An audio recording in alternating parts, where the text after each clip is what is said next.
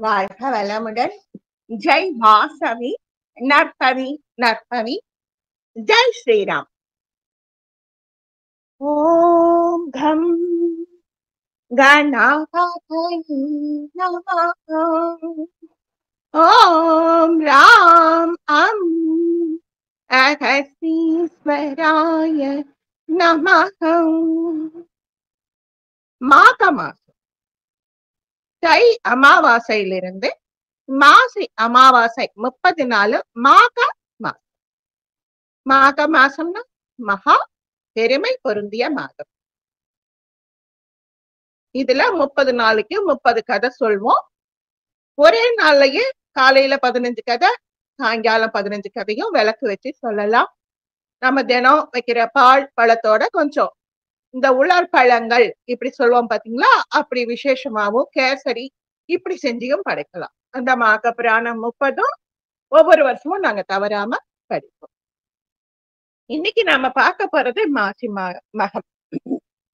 சாபகிருது வருடம் மாக மாசம் 7ஆம் தேதி, மிருகசீரிஷ நட்சத்திரம், சித்த யோகம். அத்தனைக்கு மேல இன்னைக்கு மாக சுத்த தசமி. மாக சுத்த தசமி அப்படின்னா அஷ்டமிக்கும் நவமிக்கும் எப்படி கலைகள் மூலமாக சூரியனோட கொஞ்சம் கதிர்வீச்சு மாறுபட்டு வரும். அஷ்டமியோ நவமியோ ஜீரணம் கம்மியாகும். அதனால அன்னைக்கு விரதம் இருக்கிறது. ஏகாதசி அன்னைக்கு, அஷ்டமி நவமிக்கு எதுவும் காரியங்கள் தொடங்கக்கூடாது அப்படின்னு எல்லாம் சொல்லுவாங்க. நல்ல தூய விரதம் இருக்கிற பெரியவர்கள் இன்னைக்கு தசமி ஒரு பொழுது சாப்பிடுவாங்க. நாளைக்கு ஏகாதசி 3 நேரமும் பால் பழம் எடுத்துவாங்க. 4ஆம் நாளைக்கும் ஒரு பொழுதுதான் சாப்பிடுவாங்க. அது எல்லா வகை காய் கூட்டு எல்லாம் போட்டு நிலத்துக்கு கீழே விளையக்கூடிய காய்கனிகளை உண்ண மாட்டாங்க. அந்த விரத நாள்ல நிலத்துக்கு கீழே விளையக்கூடிய முள்ளங்கி, கேரட், பீட்ரூட், உருளை இதெல்லாம் உண்ண மாட்டாங்க. அப்படி இருக்கக்கூடிய மாக சுத்த தசமி. மாசி மகம் நமக்கு எல்லாருக்கும் தெரியும். உலகத்துல ரொம்ப ஃபேமஸ் மாசி மகம். வடக்கு சைட்ல புஷ்கரம். நமக்கு மாசி மகம் தீர்த்தவாரி.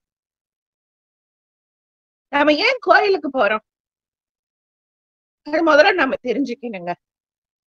போனா பேங்க்ல இருக்கிற பணத்தை எடுத்துட்டு வர்றாப்புல போய் வரன் கேட்க போகக்கூடாது. இது அடியேனோட தாழ்மையான அபிப்பிராயம். இந்த பிறவி கழியணும். அதுக்கு இந்த தங்கத்தை நீ எவ்வளவு அடிச்சாலும் அந்த தங்கம் தூய்மையாதான் இருக்கு. நெருப்புல பட்டா சங்கம் சுட்டாலும் வெண்மை மாறாது. கல்லு அடிச்சுதான் சிலை செய்யறோம். வைரக்கல்லு எவ்வளோ பெரிய கல்லு கிடைக்குது. அது இவ்வளோண்டு கல்லா கொண்டு வர வரைக்கும் எத்தனை பட்ட. அது மாதிரி ஒரு அசையாத பொருளுக்குள்ள தெய்வீகத்தை உணர வைக்கும்னா அசையும் இந்த தேகத்துக்குள்ள இருக்கிற ஆன்மாவை உணர. அதுக்கு தாங்க நம்ம கோயிலுக்கு போகணும். ஆன்மா லயப்படும் இடம். ஆன்மா லயப்படும் இடம் ஆலயம். ஒவ்வொரு இடமா சுத்தி சுத்தி போகும் பொழுதும் எடுத்ததுமே கோபுரம் பாக்குறோம். கோபுரம் ஸ்தூல தரிசனம். கோபுரத்தை தூரத்துல இருந்து பார்த்து நம்ம கும்பிட்டா அன்னைக்கு கோயிலுக்கு போயிட்டு வந்த பலன் கிடைக்கும். அதனாலதான் கோவில் இல்லாத ஊரிலே குடியிருக்க வேண்டாம். நாங்க அந்தந்த ஊருக்கு அந்தந்த கீர்த்தி பெற்ற கோவிலுக்கு தகுந்த அளவுக்குல கோபுர கலசங்கள், மாடங்கள் எல்லாம் இருக்கும். அந்த கோபுர மாடங்களில் கொள்கலன்களும் அந்த காலத்துல நகை நட்ட வைக்கக்கூடிய அளவுக்கு சுரங்கங்களும் வச்சிருந்தாங்க. பாதுகாப்பு. கோவில் அப்படிங்கும் பொழுதே எல்லாரும் பயப்படுவாங்க. அந்நியர் உள்ள நுழைய மாட்டாங்க. பைரவர், சிவன் கோயிலுக்கு பைரவர் இருப்பார். எல்லா சிவன் கோயிலையும் இருக்கிற பைரவர் கிட்ட அந்த காலத்துல எல்லா நகை நட்டு ஆபரணம் எல்லாம் பூட்டிட்டு அந்த சாவியை கொண்டாந்து அவர்கிட்ட வச்சுட்டு போயிடுவாங்களாம். அப்படியும் கேள்விப்பட்டிருக்கோம், இப்படியும் கேள்விப்பட்டோம். நாம போகிறது கோவிலுக்கு ஆன்மா லயப்பட லயம் போகணும். மாசி மகம் நாம ஒரு தரம் பார்த்திருக்கோம். சீர்காழி அப்படின்னா நமக்கு ஞாபகம் வந்து திருஞான சம்பந்தர் ஞானப்பால் உண்ட தலம் தான். அந்த சீர்காழி சிவஸ்தலத்துல சட்டைநாதர் அது இன்னும் ரொம்ப விசேஷம். வெள்ளிக்கிழமை அன்னைக்கு நைட்டு 8 மணிக்கு அங்க பூஜை செய்வாங்க. தூரமாதான் நிக்கணும். பெண்களுக்கு பக்கத்துல போகக்கூடாது. அதே மாதிரி ஒரு சட்டைநாதர நானு கோனேரி ராஜபுரத்துல பார்த்தேங்க. அவ்வளவு நுணுக்கும், அவ்வளவு நேர். இந்த சட்டைநாதருங்கிறமா அது என்ன? தசாவதாரம் பெருமாள் எடுத்தார். இந்த பூமிக்கு ஒரு ஆன்மாவானது அவதாரம் அப்படிங்கிற பேர்ல இறங்கி வருதுங்க. வரும் பொழுது இந்த சுவாசமானது ஒருத்தர் விட்டது ஒருத்தர் மறுபடியும் சுவாசிக்கிறோம். நாம விடுறத அடுத்தவங்க சுவாசிக்கிறாங்க. அந்த மன அழுக்குகள் இந்த காற்று மூலமாக, அந்த வியாக்குலங்கள், அந்த எதிர்பார்ப்புகள், நான் அப்படிங்கிற ஒரு கர்வம் எல்லா இடத்துலயும் பரவுது. அந்த கர்வமானது ஒவ்வொரு தரமும் தசாவதாரத்தை பாதிக்குது. தசாவதாரத்துல மச்சாவதாரம் எடுத்தார் ஹிரண்யனை வதம் செய்வதற்காக. சத்ய விரதன் அல்லது சத்ய தர்மன் அப்படி ஒரு ராஜா காலையில ஆத்துக்கு போய் ஸ்நான பானம் பண்ணிட்டு சூரிய நமஸ்காரம் பண்ணும்போது அவங்க எல்லாம் தீர்த்தம் விடுவாங்க. அப்படி தீர்த்தத்தை கையில எடுக்கும் பொழுது ஒரு மீன் அவர் கையில வருது. சத்யவிரதா, இந்த பெரிய மீன்கள் எல்லாம் என்னைய விழுங்க வருது, என்னை உன் கூட எடுத்துட்டு போறியா? என்ன ஒரு லயம் பாருங்க. தன் கூட இருந்தா தங்க பாத்திரத்துல போட்டு அரண்மனைக்கு கொண்டு வரார். அந்த பாத்திரத்தை வச்சுட்டு அவரு பூஜை முடிச்சுட்டு வந்து பார்த்தா அந்த பாத்திரத்தை தாண்டி அப்படியே மீன் தள்ளாடுது. இடம் பத்தலையா? ஆச்சரியமாயிடுச்சு. அதை விட பெரிய பாத்திரம் கொண்டாந்து அதுல தண்ணி ஊத்தி வைக்கிறார். அதுவும் பத்தல. அப்படியே வரிசையா ஒவ்வொரு பாத்திரமா மாத்தி மாத்தி அப்புறம் அந்த மீன் பேச தூங்குது மறுபடியும். ராஜா, நான் யாரு உனக்கு தெரியலையா? சொல்லுங்க பிரபு. நீ என்னை எடுத்துக்கிட்டு இந்த பிரளய காலம் முடியும் வரை ஓடத்துல கிளம்பு. பிரளயம் வரப்போகுதா பிரபு? ஆமா, ஒவ்வொரு அவதாரம் வரணும் இல்ல, அப்ப பிரளயத்துக்கு அப்புறம் தான் அவதாரம் வரும். இப்ப மச்ச அவதாரம் வருது. இந்த பிரளயத்துல என்னை கடல்ல போக சொல்றீங்களா? நான் எப்படி போவேன்? இந்த மச்சமானது பெரிய உருவம் எடுத்து நீந்துதுங்க. நீந்தும் பொழுது ராஜாவோட ஓடத்தை அது பிடிச்சு இழுத்துட்டு போகுது. அந்த ஓடத்துல ராஜா என்னென்ன கொண்டு போறார்? அமிர்த கலசம். தேவலோகத்துல இருந்து வந்த அமிர்த கலசம். அப்புறம் ஆண் பெண், உலகத்துல இருக்கிற அத்தனை உயிரினங்களின் ஆண் பெண், ஒரு ஆண் ஒரு பெண், ஒரு சிங்கம் ஒரு பெண் சிங்கம், ஒரு புலி, இப்படி எல்லா விலங்குகள், எல்லா பறவைகள், எல்லா நீர்வாழ் உயிரினங்கள் அத்தனையும் தாங்குது அந்த ஓடம். அத்தனையும் அந்த மீன் இழுத்துட்டு போகுது. அப்படி போய் பிரளயம் வடிந்த பிறகு சிவனார் தன் கையில் இருந்த அமிர்த கலசத்தை இமயமலையில வச்சிருக்காரு. இங்க சத்தியவிரதன் தன் கையில வச்சிருக்காரு.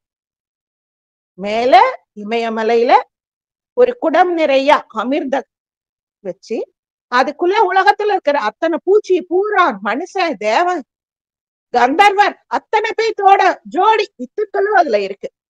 இங்க பூமியில சத்தியவிரதன் கையில பூமி வாழ் உயிரினங்கள், ஜீவ வித்துக்கள் இருக்கு. அவனோட ஆண் பெண் எல்லாமே அந்த இதுல வராங்க. மக்ஷமாக நாராயணன் நீந்தி போறார். இங்க பிரளயம் முடிஞ்சதோ ராஜா கிட்ட இனி உன் நகரம் சரி பண்ணி கட்டிக்கிட்டு நீ போலாம். விஸ்வகர்மா வர்ற, எல்லாம் பண்ணி கொடுக்குற. அங்க மேல இமயமலையில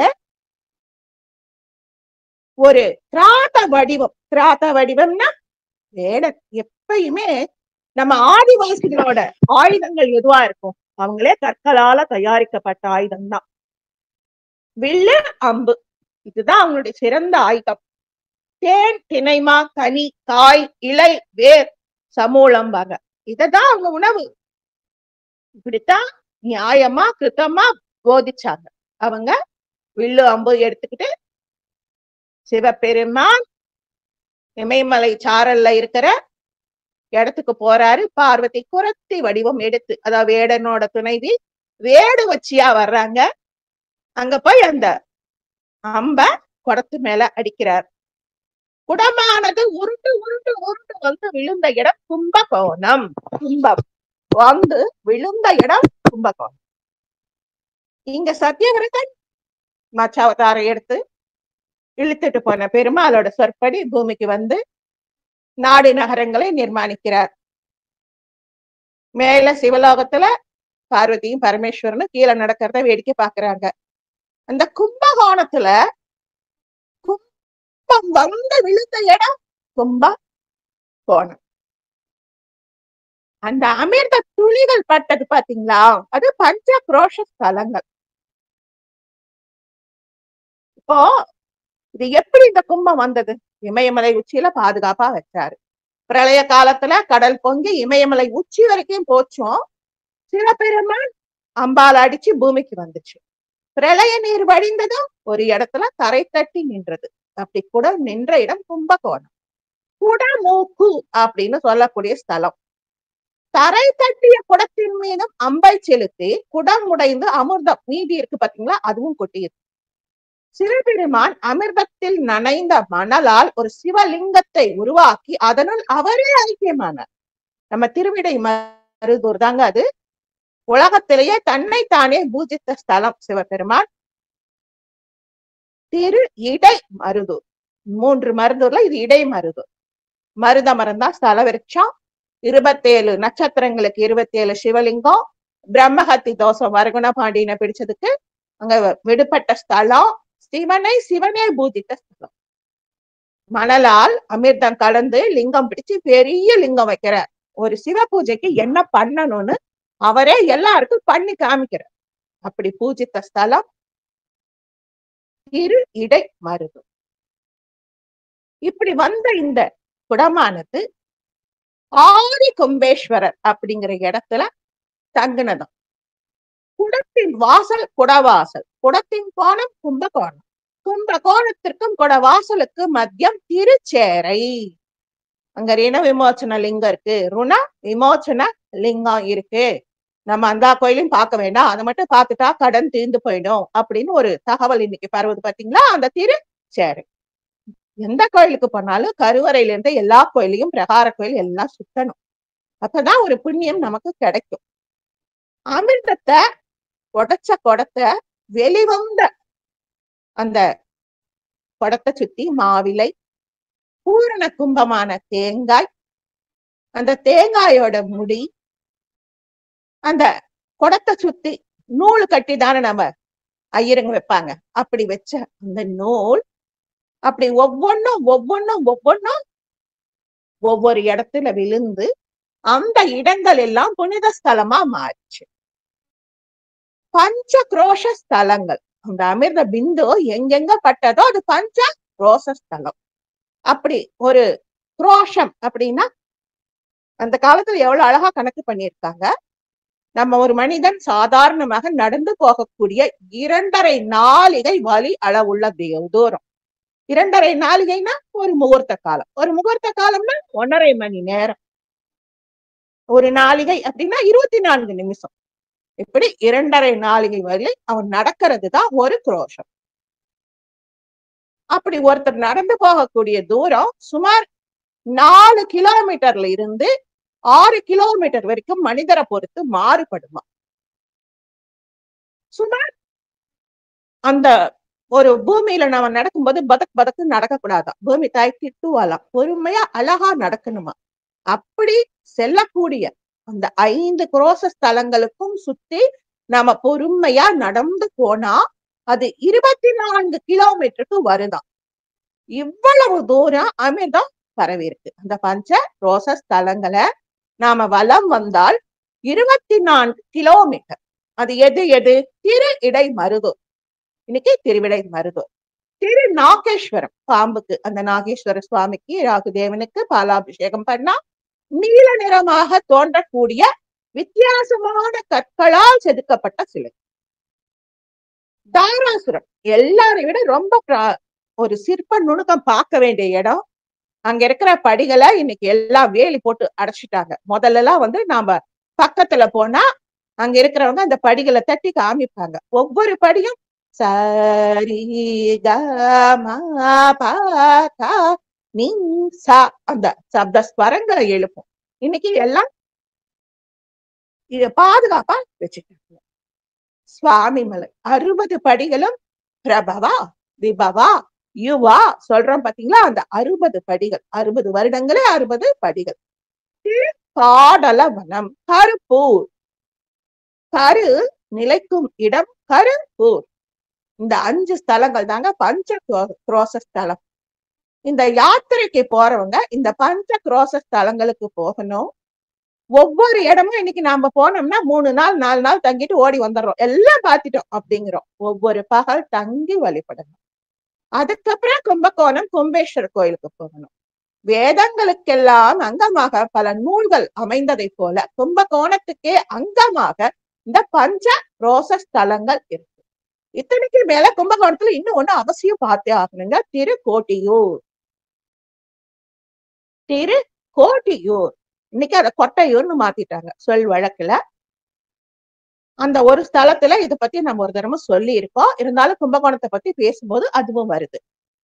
அந்த திருக்கோட்டியூர், இந்த பிள்ளையார் ஒரு பிள்ளையார் கும்பிட்டா கோடி பிள்ளையார் கும்பிட்டா பலன். உள்ள கர்ப்ப கிரகத்துல பந்தாடு நாயகி வலது காலை எடுத்து வச்சு அழகா பூமி பந்த தட்டுறா அப்படி இருப்பாங்க.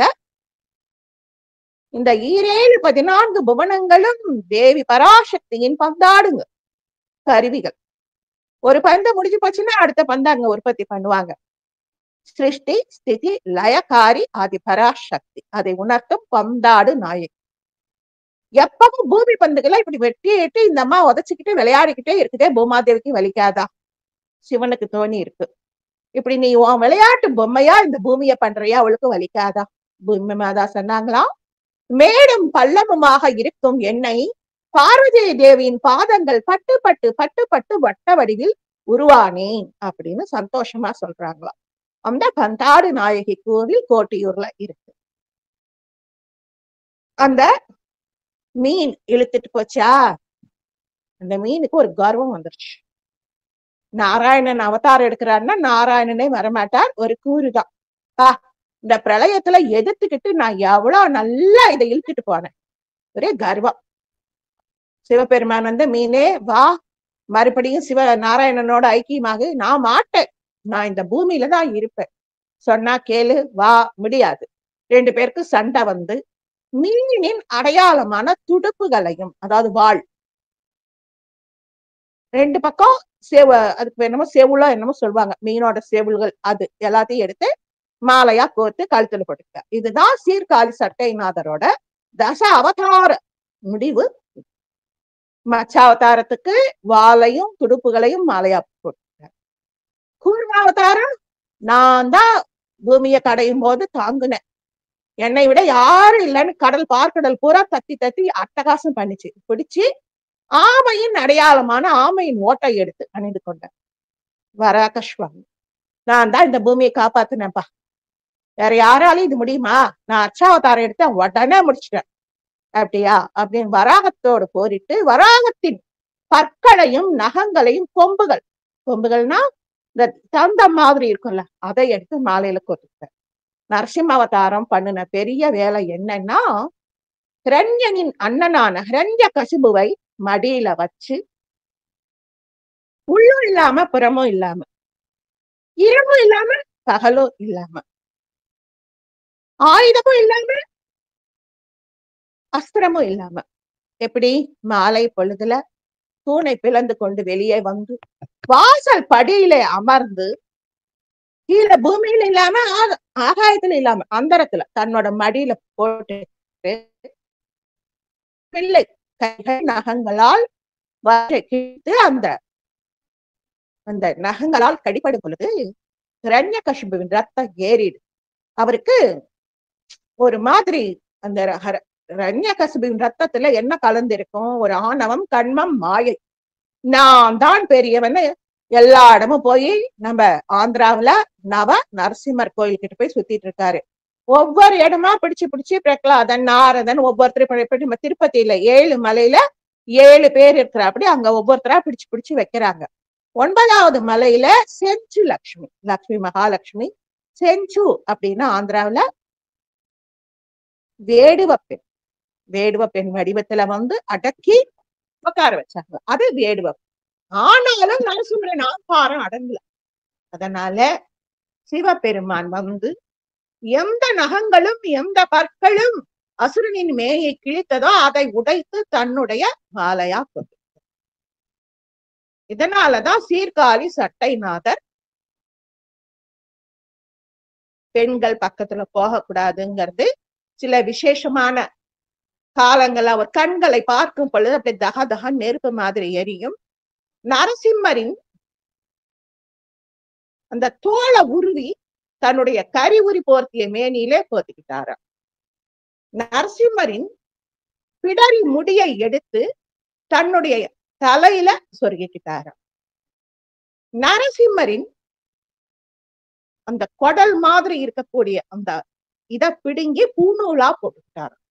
சட்டை நாதர் தன்னுடைய மேனிக்கு சட்டையாய் தசாவதாரம் எடுத்த நாராயணனின் அங்கங்களை பூண்டமையால் சட்டநாதர். அங்கேயே கொஞ்சம் படியேறி போனோம்னா சிவனும் பார்வதியும் ஒரு பெரிய கல்லாலான படகுல உலகத்துல இருக்கிற அத்தனை ஜீவராசிகள் ஜோடி ஜோடியா உட்கார்ந்திருக்க, கையில அமிர்த குடத்தோட இருப்பாங்க. இதுதான் கும்பகோணம் தல வரலாறு. நிறைய விதமா சொல்றாங்க. ஆனா நான் சுலபமா இருக்கிறதுல அப்படியே கொஞ்சம் கலந்து கொண்டு வரேன். இந்த குடமூக்குங்கிற சொற்றோட கிபி 7ஆம் நூற்றாண்டில் வாழ்ந்தவர்களாகிய திரு ஞான சம்பந்தரும் திரு நாவுக்கரசு நாயனாரும் குடமூக்கு திரு குடந்தை அப்படின்னு கூப்பிட்டாங்களாம். ஆழ்வார்களில் பெரிய ஆழ்வார் நம்ம கெரிடாழ்வார், ஆண்டார், திருமலிசை ஆழ்வார், திருமங்கை ஆழ்வார் ஆகியோர் குடந்தை அப்படின்னு கூப்பிட்டாங்களாம். பூதத்தாழ்வார் நம்ம பேயாழ்வார், பொய்கையாழ்வார், பூதத்தாழ்வார், முதல் ஆழ்வார் 3 பேர் சொல்றோமே, அந்த பூதத்தாழ்வார் குடமூக்குன்னு குறிப்பிட்டாராம். திரு நாவுக்கரசு நாயனார் தல யாத்திரை பற்றி கூறும் பொழுது சேக்கிலார் இந்த தலத்தை குடமூக்கு அப்படின்னு அறிமுகப்படுத்துகிறார். திருப்புகழ் பாடியருளிய அருணகிரிநாதர் தலத்து திருமுருகன் மீது பாடிய பாட்டில் மாலை தலிவந்த கும்பகோண நகர்வந்த பெருமானே அப்படின்னு போட்டிருக்கிறார். குடமூக்கு அப்படிங்கிற சொற்றொட நாளடைவுல மாறி கும்பகோணம் ஆச்சு. கோணம்னா இப்ப நாம ஒரு வட்டம், சதுர கோணம், செங்கோணம், செவ்வகம், முக்கோணம், நாற்சதுரம், ஐங்கோணம் அப்படி சொல்றோம் பாத்தீங்களா? அந்த கோணம் அந்தந்த விளிம்பு அதான் கோணம்னு பாக்க, அந்த விளிம்பு அத கும்பகோணமா எடுத்துக்கிட்டாங்க. பல பொருள் இருக்கு கும்பகோணத்துக்கு. குடமூக்கு, குடந்தை, குடவாயில், கும்பகோணம். போன நூற்றாண்டு வரை பல கவிதைகளால் இத எல்லா நாயன்மார்களும் பாடியிருக்காங்க, எல்லா ஆழ்வார்களும் பாடியிருக்காங்க. ஏன்னா இங்க வைணவ ஸ்தலங்களுக்கும் பஞ்சமில்லை, சிவஸ்தலங்களுக்கும் பஞ்சமில்லை. கும்பகோணம் தலத்தின் வரலாறுகளை விளக்கி 4 ஸ்தல புராணங்கள் தனியா எழுதப்பட்டதாங்க. கும்பகோண ஸ்தல புராணம் 1406 பாடல் கொண்டது. ஆசிரியர் யாருன்னு தெரியல, ஏன்னா அப்பெல்லாம் ஓலைச்சுவடியில குறிச்சிருப்பாங்க. இவங்க தாமிரப்பட்டயத்துல மாத்தும் பொழுது அது கிடைக்கல. கும்பகோண புராணம் 1118 பாடல். ஆசிரியர் அகோர தேவர், 17ஆம் நூற்றாண்டு அவர் இருந்த காலம். கும்பகோண புராணம் ஆசிரியர் ஒப்பில மணி புலவர், 18ஆம் நூற்றாண்டு. திருக்குடந்தை புராணம் மகாவித்வான் மீனாட்சி சுந்தரம் பிள்ளை, நாம கூட இவரை பத்தி கொஞ்சம் படிச்சிருப்போம். 70 பாடல்களும் 2384 பாடல்கள், 70 படலங்கள், மன்னிச்சிடுங்க, 70 படலங்கள், 2384 பாடல்கள் கொண்டது. 1365ஆம் ஆண்டில் கும்பகோணத்தில் தாசில்தாராக இருந்த சிவகுருநாத பிள்ளை, அப்புறம் நிறைய சைவ பெருமக்கள் எல்லாரும் சேர்ந்து மகாவித்வான் மீனாட்சி சுந்தரம் பிள்ளை அவர்கள் கும்பகோணம் பேட்டை தெருவில் உள்ள திருவாவடுதுறை மடத்தில தங்கியிருந்து இந்த திருக்குடந்தை புராணத்தை இயற்றி அளித்துள்ளார். எல்லாரும் கேட்டிருக்காங்க மீனாட்சி சுந்தரம் பிள்ளை கிட்ட, எங்களுக்கு சரியா திருத்தி கொடுங்க. நாம எங்கேயாவது போனோம்னா வழித்தடம் தெரிஞ்சுக்கிட்டு போறோம். அதே மாதிரி அந்த பாடல்கள் தேவாரம் திருவாசகம் ஓதும் பொழுது அதை இறைவனே திருவாசகத்தை ஒழுங்கு பண்ணி கொடுத்தார். இந்த கும்பகோணம் புராணத்தை மீனாட்சி சுந்தரம் பிள்ளை ஒழுங்குபடுத்தி கொடுத்திருக்கார். அதுக்கு முன்னாடி இருந்தவங்க ஒழுங்கா எழுதியிருக்காங்க, நமக்கு புரிஞ்சுக்கிற அறிவில்லை. 1866ஆம் ஆண்டு தை மாதம் அச்சிடப்பெற்ற இந்த திருக்குடந்தை புராணம் இலக்கிய சிறப்புகள் பல கொண்டது. கும்பகோணம் கல்வெட்டுகளில் திருக்குடந்தை, ஸ்ரீகுடந்தை, குடமூக்கு, திருக்குடமூக்கு, வடகரை பாம்பு, நாட்டு தேவானம், திருக்குடமூக்கு, உயங்கொண்டார் வளநாட்டு பிரம்மதேயம், திருக்குடமூக்கு. பிரம்மதேயம் அப்படின்னா ஒரு ராஜா தன்னுடைய நாட்டை பகுதி பகுதியா பிரிப்பார். பிரம்மதேயம் அப்படிங்கிறது கோவில்கள், மகாராஜாவின் அரண்மனை இதெல்லாம் இருக்கக்கூடிய இடம் பிரம்மதேயம். அத கோட்டையை சுத்தி அகலிய தாண்டி வருது ஊர், பெருமக்கள் வசிக்கக்கூடியது. அதுக்கடுத்து வரும் பொழுது ஜனங்கள் சேர்ந்து வாழக்கூடிய இடம் சேரி. சேரின்னா நம்ம ஒண்ணு தப்பா நினைச்சுக்கிறோம். சேர்ந்து ஜனங்கள் குடியிருக்கிற இடமே சேரி. இன்னைக்கு சென்னைக்கு போனீங்கன்னா வேளச்சேரி, அந்த சேரி, இந்த சேரின்னு தான் இருக்கும். அதே மாதிரி அதுக்கு அடுத்து விவசாயிகள் தன்னுடைய விளைநிலங்களோடு வாழக்கூடிய இடம் பாக்கம், பெரும்பாக்கம், கோடம்பாக்கம், இப்படி இருந்ததுதான் நம்ம சென்னை. அப்படி நிறைய அந்த நாட்டை ஆளக்கூடிய மன்னன் தன்னுடைய வசதியை பொறுத்து அந்த ஆட்சி செய்வதற்கு ஆட்களை நியமிப்பதற்காக வகை வகையாக பிரித்தார். அதுல உய்யங்கொண்டார் வளநாட்டு பிரம்மதேயம், திருக்குடமூக்கு கோவில் இருக்கிற இடமாச்சா, அதனால பிரம்மதேயம். 4000 திவ்ய பிரபந்தத்துல 51 பாசுரம், 50 இடங்களில் குடந்தை. 12 ஆழ்வார்களில் உருவான பெரியாழ்வார் பாடலில் குடந்தை அப்படின்னு சொல்லி வராது. நிலா முற்றத்தே போந்து விளையாட வான் நிலா அம்புலி சந்திரா வா என்று நீ நிலா நின் புகழா நின்ற ஆயர்த்தம் போ நிலாவ கோட்டாய் சப்பானி குடந்தை கிடந்தானே சப்பானி. சக்கரபாணிய இப்படி சொல்றாங்க அவங்க ஸ்லேடை நயத்தோட. சப்பானி குடந்தை கிடந்தானே சப்பானி. பூவனத்தவன் புண்ணியன் அண்ணனியங்கா வனத்துடையானடியார்களை தீவனத்திரு திருநீருமை பூசியோர் கோவனத்துடையான் குடமூக்கிலே. நம்ம சிவபெருமான் திருநீர் பூசுவாரு, ஆடை ஆபரண பூண மாட்டாரு, கோவணத்தோட திரிவார். அப்படி ஒரு ஸ்லைடை. இப்படி நிறைய கும்பகோணத்தை பத்தி சின்ன சின்ன செய்திகள் போது சிரிச்சுக்கிட்டே வசிக்கலாம் நம்ம. கும்பகோணம் சாரங்கபாணி கோவில்.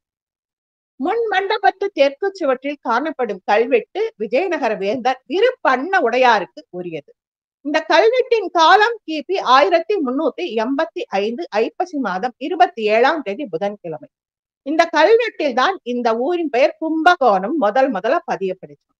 பக்தி இலக்கியங்களான தேவாரம், திவ்ய பிரபந்தம் போன்றவற்றில் குடமூக்கு அல்லது குடந்தை தான் குறிப்பிடப்பட்டு இருக்கு. கும்பகோணங்கிற ஊருக்கு நிறைய பெருமைகள் இருக்கு. மாசி மாதம் அப்படின்னாலே நமக்கு சிவராத்திரி, காரடையான் நோன்பு, மாசி மகம், தீர்த்தவாரி, இப்படி நிறைய நிறைய புண்ணியமானது மாசி மாதம். மாசி மாதம்னா மகா சிவனின் மாதம் மாசி மாதம். ஏன் அப்படின்னா பேரோழி காலத்தில் பிரம்மனின் வேண்டுகோளுக்கு இணங்கி இறைவன் தந்த அமிர்த கலசம் தங்கிய இடம் ஆதலால் கும்பகோணம். குரு சிம்ம ராசியில் நிற்க சந்திரன் கும்ப ராசியில் இருக்கும் மாசி மக பௌர்ணமி நாளில் தான் மகாமகம் நடைபெறும். 2028ஆம் வருஷம் வருதுங்க இந்த வருஷம் மாசி மகம். 2016க்கு அப்புறம் 12 வருஷம் கழிச்சு வருது. இந்த தீர்த்தம் அமுத கும்பம் வழிந்தோடி தங்கியதால் அமிர்த சரோருகம் அப்படின்னு சொல்றாங்க. கும்பகோணத்துல இருக்கிற ஆற்ற அந்த குளத்துல நம்ம நீராடுவோம் பாத்தீங்களா, அந்த குளத்தை அமிர்த சரோருகம். ஏன் அமிர்த சரோருகம்? உலகத்துல இருக்கிற அத்தனை புண்ணிய ஸ்தலங்களும் இந்த மகாமக குளத்துல ஐக்கியம் ஆயிரும். ஏன் நம்ம ஆத்துக்கு எதுக்கு நீராட போறோம்? உடம்போட அழுக்க மட்டுமா தீர்க்கிறோம்? மனசோட அழுக்கும் அந்த தண்ணி பட்டு நம்முடைய கர்மேந்திரியங்களும் ஞானேந்திரியங்களும் கொஞ்சம் புண்ணியமாகுதுங்க. அப்ப நம்முடைய கர்மேந்திரியங்களும் ஞானேந்திரிய கழிவுகளையும் யார் பெற்றுக்கொள்கிறார்கள்? நதி, ஜலம் பெறுது. அது தூய்மைப்படுத்திக்க இறைவனிடம் போய் கேக்குது. கங்கையே கேட்கிறாளாம், எத்தனையோ பாவிகள் என்னை கலங்கப்படுத்திட்டாங்களே, நான் என்ன பண்ணேன்? வருஷம் 12 வருஷத்துக்கு ஒரு தடவை கும்பகோணத்துக்கு போ, மாசி மக தலத்துல நீராடு, நீயும் அங்க நீராடு, வர்றவங்களையும் நீராட்டு. 12 வருஷத்துக்கு ஒரு தரம் பண்ணா போதுமா? இல்ல, வருஷம் ஒரு தரம் தீர்த்தவாரி நடக்கும். தீர்த்தவாரினா ஒரு கோவில்ல பிரசித்தி பெற்று இருக்கு. 12 ராசிக்கு 12 கோவில், பஞ்ச குரோச ஸ்தலத்துக்கு தீர்த்த மூர்த்தங்கள். இப்படி ஒவ்வொரு இடத்துலயும் ஒவ்வொரு குளத்துக்கும் அந்தந்த ஸ்தலத்துல இருக்கிற பிரசித்தி பெற்ற மூர்த்தங்கள், சிவன், பார்வதி அல்லது மகாவிஷ்ணு, மகாலட்சுமி வந்து நிப்பாங்க. அவங்க மேற்பார்வையில ஜனங்கள் தீர்த்தவாரி ஆடுவாங்க. அதனால வருஷம் ஒரு தரம் அதை செய்யும். பிரம்மா வேதங்களை காக்க ஒரு குடம் செஞ்சார் இல்லையா? உலகத்தின் பல்வேறு பகுதியில் இருந்து மண் எடுத்தாராம். குடங்கள் எல்லாம் பின்னமா போயிடுச்சான். அப்புறம் என்ன பண்ணாரா? திருச்சேரை, அத வந்து இன்னைக்கு திருச்சேரைன்னு மாத்தி இருக்காங்க. அதுக்கு பேரு சார சேக்ஸ்திரம். சார சேக்ஸ்திரம். சாரம் அப்படின்னா அமிர்தம். சாரல் மழை பொய்யுதுன்னு சொல்றோம் பாத்தீங்களா? அந்த சார கஷேத்திரம் அமிர்தமானது அங்க மலையா பொழிஞ்சுக்கிட்டே இருக்கான். அங்க வந்து மண் எடுத்து குடம் செஞ்சு அதுக்குள்ளார வேதங்களை வச்சு குடத்தின் வாசல், குடவாசல், குடத்தின் கோணம் கும்பகோணம், மத்தியமம், நடுவே சாரக்ஷேத்திரம் அப்படிங்கிற திருச்சேரை. மகாமக குலம் கும்பகோணத்தில் நடைபெறும் விழாக்களில் 12 ஆண்டுகளுக்கு ஒரு முறை நடைபெறும் மகாமக திருவிழா. 12 ஆண்டுகளுக்கு ஒரு முறை குரு சிம்மராசியில இருப்பார், சூரியன் கும்பராசியில் இருப்பார். மாசி மாதத்தில் பௌர்ணமி தினம் மக நட்சத்திரம் கூடியிருக்கணும். அன்றைய தினம்தான் மகாமகம். மகாமக தினத்தன்று மகாமக குலத்தில நீராட உலகத்தில் இருக்கிற அத்தனை பேரும் வராங்களாம். தேவரும் மூவரும் வராங்களாங்க. காசியிலே பிறந்தவங்க பாவம் பண்ணா கும்பகோணத்துல போகுமா? கும்பகோணத்துல பிறந்த பாவம் மகாமக குளத்துல நீராடினாலே போகுமா? மகாமக தினத்தன்று 7 14 லோகத்தில் வசிப்பவர்களும் இந்த திருக்குளத்தில் நீராட வருவாங்க. கங்கை, யமுனை, சரஸ்வதி, நர்மதை, சிந்து, காவிரி, கோதாவரி, சரயு, பொருணை, பொன்னி ஆகிய நதிகளும் கன்னிகளாக உருமாறி இந்த திருக்குளத்தில் வந்து நீராடி பாவங்களை போற்றிக் கொள்கின்றன. இந்த பாவங்களை இங்க வந்து தீர்த்துக்கிறாங்க. இந்த கும்பகோண குளத்தோட பரப்பளவு 5 ஏக்கராங்க. நமக்கு பார்க்கும்போது தெரிவிக்கல. நமக்கு எந்த இடம் வசதியா இருக்கோ அங்க இறங்கி நம்ம குளிச்சிடறோம். அது நம்ம வேலை. அது 5 ஏக்கர். 1992ஆம் ஆண்டு அப்போதைய தமிழக முதலமைச்சர் ஜெயலலிதா கூட இந்த மாசிமக நிகழ்ச்சியில வந்து கலந்துகிட்டதா ஒரு செய்தி. சப்தஸ்தானம் இந்த கும்பகோணத்தை சுத்தி பார்க்க வேண்டியது திருக்கோட்டியூர், பஞ்சக்ரோஷ ஸ்தலங்கள், அப்புறம் சப்தஸ்தானம். சித்திரை மாதத்தில் நடைபெறும் சப்தஸ்தான விழாவில் ஆதி கும்பேஸ்வரர் மங்கள நாயகியுடன் அதி வினோதமாக அலங்கரிக்கப்பட்ட பல்லாக்கிலே திருக்கலைய நல்லூர், தாராசுரம், திருவலஞ்சுழி அன்னைக்கு நாம பார்த்தோம். ஒரு சிவராத்திரிக்கு ஆதிசேஷன் பாதாளத்திலிருந்து வெளிப்பட்டு 12 ஜோதிர்லிங்கங்களை தரிசிக்க வருவார். அப்படி ஒரு தரம் வரும் பொழுது அவர் அவசரத்துல தான் வந்த விளக்கை மூட மறந்தார்.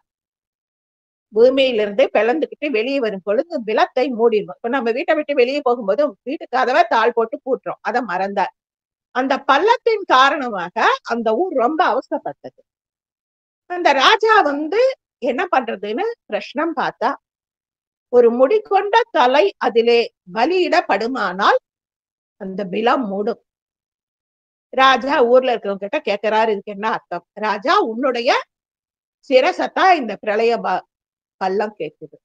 ஒரு ரிஷி வராரு, ராஜா இதுக்கு சில ஐதீகங்கள் இருக்கு, நான் செய்யறேன், அதுக்கப்புறமா நீ இறங்குவியான் அப்படின்னு சொல்லிட்டு அந்த மகரிஷிக்கு பேரு ஹேரண்ட மகரிஷி அந்த பிலத்திலே பாய்ந்து விட்டார். உயிரோடு பாய்ஞ்சிட்டார். முடிகொண்ட தலைனா என் தலையில இருந்தா ஜடாமுடி இருக்கு, நான் வர்றேன் காவேரி, என்னை எடுத்துக்கோ. அப்படியே அந்த ஹேரண்ட மகரிஷி அந்த பிலத்துல பாஞ்சிட்டார். அப்படி பாஞ்சவர் வெளிப்பட்டார். அதுவும் ஒரு ஸ்தலமா இருக்கு. அந்த ஸ்தலமே திருவலஞ்சுழி.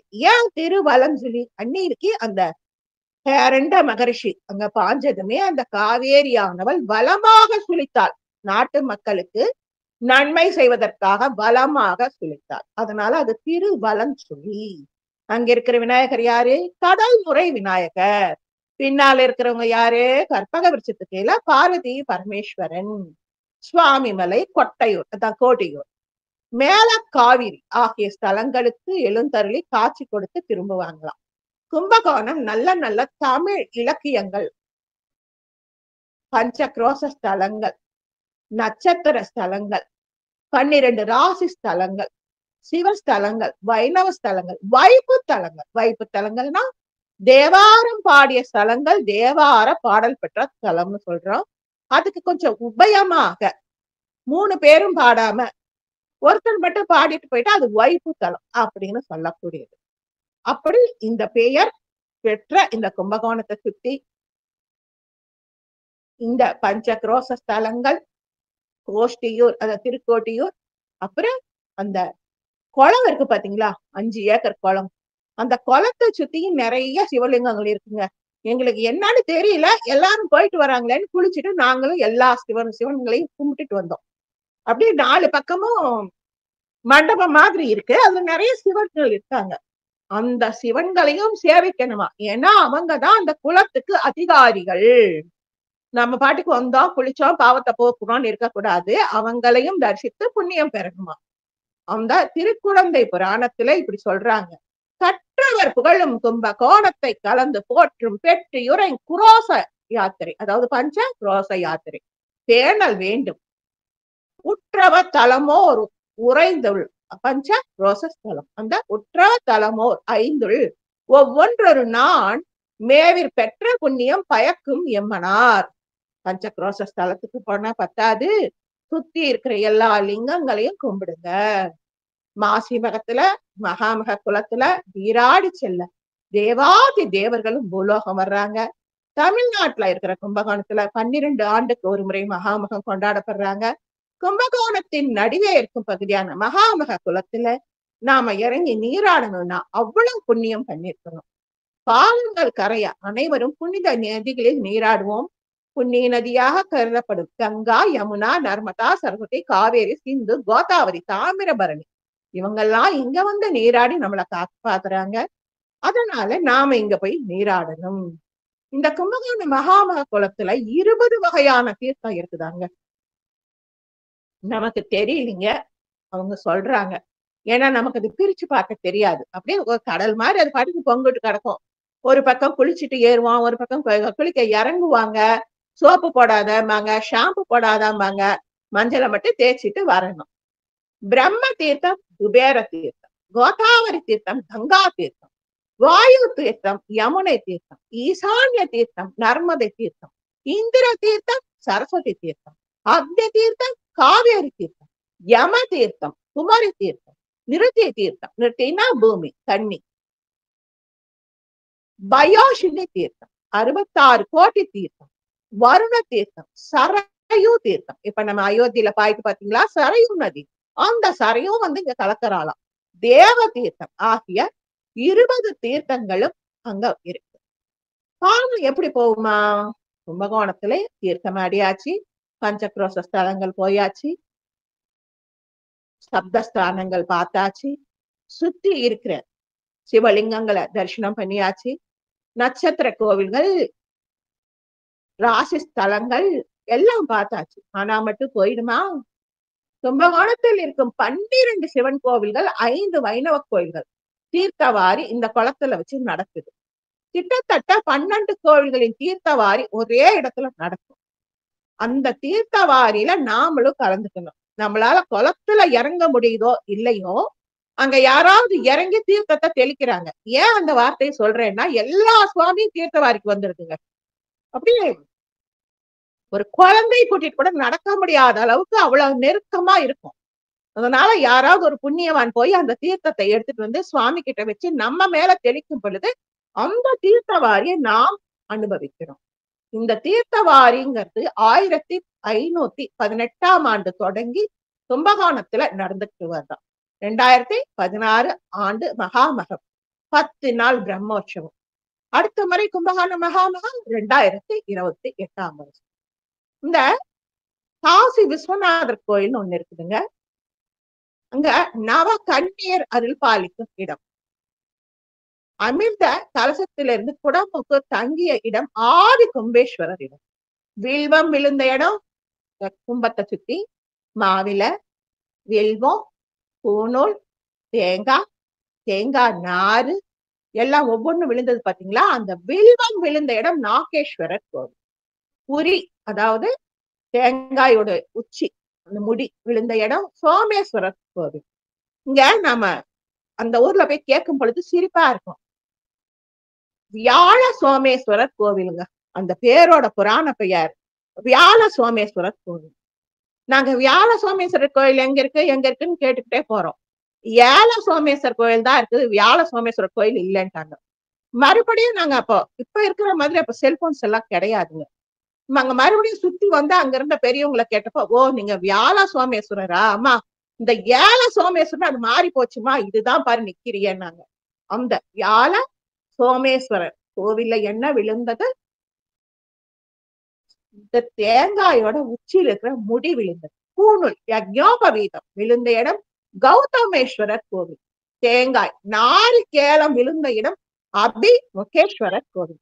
சிவன் வேடுவ உருவத்துடன் அமிர்த கலசம் படைத்த பானம் எய்த இடம் தானபுரீஸ்வரர் கோவில். புஷ்பம் அதுக்குள்ள போட்டு வைப்பாங்கல்ல, அது விழுந்த இடம் கம்பட்ட விஸ்வநாதர் கோவில். மற்ற உதிரி பாகங்கள் விழுந்த இடம் விஸ்வநாதர் கோவில், ஏகாம்பரேஸ்வரர் கோவில். அமிர்த துளிகள் விழுந்த இடம் கோட்டீஸ்வரர். இதை கும்பிட்டாதான் கோட்டி மடங்கு. யாராவது ஒருத்தருக்கு நம்ம வெத்தலை பாக்குல ஒரு ரவிக்க தனி மஞ்சள் குங்குமம் ஒரு சரம் பூ கொடுத்தா கோடி சுமங்கலிகளுக்கு கொடுத்த பலனை தருவது இந்த கோட்டீஸ்வரர் கோவில். எங்களுக்கு அதை பத்தி தெரியாது. இப்ப நம்ம எங்கேயாவது போனா தாம்பூலம் கொடுக்க கொண்டு போறோம் பாத்தீங்களா, அங்கேயே எல்லாத்துக்கும் கொடுத்துட்டோம். இங்க கொடுத்துட்டாக்கா மிச்ச இடத்துக்கு நம்ம தூக்கிட்டும் போக வேண்டாம். வண்டி வச்சாலும் நம்ம எல்லாரையும் பார்த்து கொடுக்கணும்னா அதுக்கு ஒரு நேரம் காலம் வரும். கோவில்ல வச்சு கொடுத்துட்டா பந்தாடு நாயக்கு எதிரிலையும் எல்லாருக்கும் அந்த இடத்துல வச்சு கொடுக்கக்கூடிய பாக்கியம் கிடைச்சது. அப்புறம் அந்த கோட்டீஸ்வரர் கோவிலை கும்பிட்டா கோட்டி மடங்கு புண்ணியம். அந்த கோட்டீஸ்வரர் கோவிலின் கிணறு சந்தனம் விழுந்த இடமாங்க. காளகஸ்தீஸ்வரர் கோவில் அமிர்த கலசத்தின் நடுபாகம் விழுந்த இடம் அமிர்த கலசநாதர் கோவில். ஒரு மாமாங்கன்னு பெரியவங்க சொல்லுவாங்க. இந்த 12 வருஷத்துக்கு தாங்க ஒரு மாமாங்கன்னு சொல்றாங்க. புனித நீராடல் போகிறதுக்கு அன்னைக்கு அத மாமாங்கன்னு சொல்லியிருக்காங்க. ஏன்னா மகம் அதை திரித்து மாமாங்கம் சொன்னாங்க. கும்பகோணத்துல அக்னி திக்கில ஒரு தீர்த்தம் இருக்கு. அதுல குரு சிம்மராசியில் இருக்கும் பொழுது வரும் மகா நட்சத்திரத்துடன் கூடிய பௌர்ணமி நாளை மகாமக நாள் என்று குறிப்பிடும். அந்த தீர்த்தத்தில் முறைப்படி நீராடினால் உங்கள் பாவங்கள் முழுமையாக நீங்கும். கும்பகோணத்தில் அக்னி திக்கில இருக்கிற தீர்த்தம் சுத்தி 20 தீர்த்தம் இருக்குங்கிறாங்க. நாம இறங்குறோம், குளிக்கிறோம். ஆனா அந்த அக்னி தீர்த்தத்துல குளிச்சா நம்முடைய அழுக்கை எல்லாம் தூய்மையா அக்னியில புடம் போட்ட மாதிரி ஆயிடுமா. இந்த மகாமக குலத்தினை நவ கன்னிகளும் திசை தெய்வங்களும் உண்டாக்குச்சான். அதனால இந்த தீர்த்தம் மகாமக தீர்த்தம், நவ கன்னியர் தீர்த்தங்கிறாங்க. இந்த மகாமக தீர்த்தத்தை அங்க இருக்கிற ஒரு ஐதீகமா ஒரு இடத்துல ஒரு கோவில்ல வச்சிருந்தாங்க. ஆதி கும்பேஸ்வரர் கோவிலுங்க.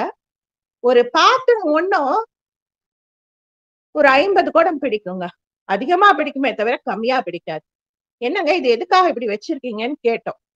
9 பெரிய, அது என்ன பாத்திரம்னு சொல்றதுன்னு தெரியாது. குடம் மாதிரி இல்ல, போயினி மாதிரி இல்ல, தொட்டி மாதிரி இல்ல, ஆனா பஞ்சலோகத்துல செய்யப்பட்ட 9 இது இருந்தது. அம்மா நவ கன்னிகள் தீர்த்தம் இதுல இருக்கு, இதுல இன்னைக்கு இறைவனை நீராட்டுவோம் அப்படின்னாங்க. அந்த நவ கன்னியர்கள் உருவாக்குனதுனாலதான் இந்த குளத்துக்கு இவ்வளவு சிறப்பா. வேற எங்கேயுமே இப்படி தீர்த்தவாரிகள் கொடுப்பதில்லை. மகாமகம் தொடர்புடைய வைணவ கோயில்கள் சாரங்கபாணி கோவில், சக்கரபாணி கோவில், ராமசுவாமி கோவில், ராஜகோபால சுவாமி கோவில், வராக பெருமாள் கோவில். இந்த சாரங்கபாணி சக்கரபாணின்னா பெருமாளோட பஞ்சாயுதங்கள்ல சங்கு, சக்கரம், சாரங்கம், கதா, அப்புறம் மரு அந்த வட்சம், ஸ்ரீவக்ஷம், இது 5 ஆயுதங்கள். அந்த சாரங்கபாணி கோவில்ல அவரு நல்லா வில்லம்போட நிக்கிறார். சக்கரபாணி கோவில்ல அந்த சங்கும் சக்கரமும் பிரதானமா இருக்கு. இந்த ராமசுவாமி கோவில்ல என்ன பிரதானம் அவசியம் பார்க்கணும். சுத்து பிரகாரத்துல மூலிகைகளால் வரையப்பட்ட ஓவியங்கள். ராமாயண காட்சிகள் முழுசும் வரைஞ்சிருக்கு. ஒரு நாள் 10. அதே மாதிரி தாராசுரம் ஐராவதேஸ்வரர் கோவிலுக்கு போனோம். அதுக்கு உத்தராயண புண்ணிய கால வாசல், தட்சிணாயன புண்ணிய கால வாசல் இருக்கு. இப்ப நாம உத்தராயண புண்ணிய காலத்துல இருக்கோம். இதுக்கு வடக்கு வாசல திறந்து விடுறாங்க. தட்சிணாயன புண்ணிய காலத்துக்கு தெற்கு வாசல திறந்து விடுவாங்களாம். அதாவது ஜனங்கள், சாதாரண ஜனங்களும் கூட இத புரிஞ்சுக்கணும் அப்படின்னு உத்தராயண புண்ணிய காலம், தட்சிணாயன புண்ணிய காலம் இப்படி இருக்கு. இந்த கோடீஸ்வரர் கோவில்ல இன்னொரு விசேஷமும் இருக்குதாங்க. அந்த சிவலிங்கமானது இப்ப நாம சகஸ்ரலிங்கம், அஷ்டோத்திர லிங்கம் இதெல்லாம் பார்த்திருக்கோம். அஷ்டோத்திர லிங்கம்னா 108 லிங்கங்களை தரிசித்த பலன். சகஸ்ரலிங்கம்னா 1008 லிங்கங்களை தரிசித்த பலன். இங்க திருமேனியில பலாக்காய் முள் மாதிரி கோட்டி லிங்கம் இருக்குதாங்க. திரு கோட்டீஸ்வரர் கருவறையில எங்களுக்கு அப்ப தெரியலீங்க, எல்லாம் அலங்காரமா இருந்தது, பார்க்க முடியல. கோட்டி பலா முடிச்சுகள் இருக்கான் அந்த ஸ்வயம்பு மூர்த்தியில. அந்த லிங்கத்தை தரிசித்தால் கோட்டி சிவலிங்கங்களை தரிசித்த பலன் கிடைக்கும். அவருடைய சிரசில் இருந்து இன்னைக்கும் நின்று அளவும் கங்கை நீர் அரும்பி வழிஞ்சுக்கிட்டே இருக்குதாம்.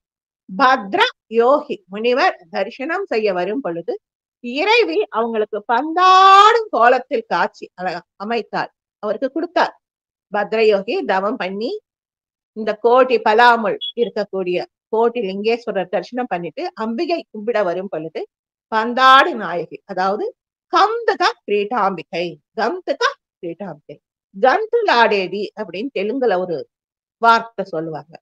நாத்தனாரும் அண்ணியும் கந்தாடேதிப்பாங்க. சிலேடை மொழியில ஒருத்தர் புகழ்வது மாதிரி புகழ்ந்து கேலி பேசுறது, அதுக்கு பேர் கந்துலாட்டம். அந்த கந்தகா கிரீட்டாம்பிகை இருக்கு.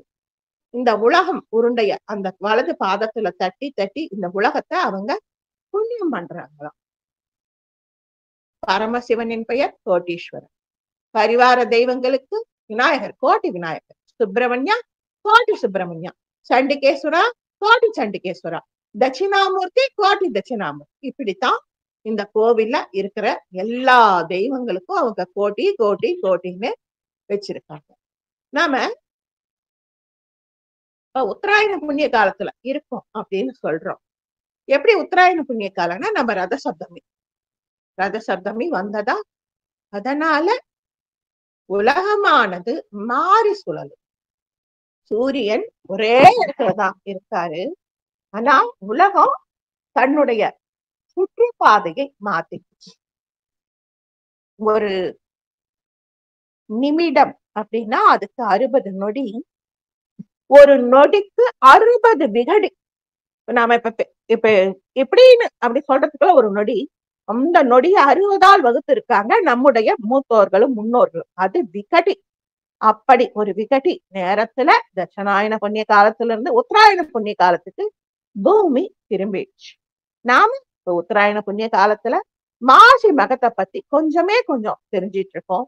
அல்ல குறையாத வள்ளல் தன்மை கொண்ட அந்த ஆதி சிவனாரின் கருணையுடன் இன்னமும் நாம மாசி மகம்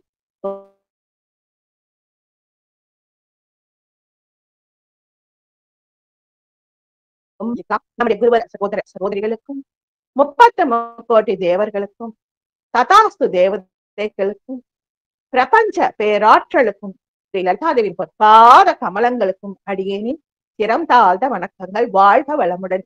ஜெய் வாசவி, நற்பவி நற்பவி. ஜெய் ஸ்ரீராம்.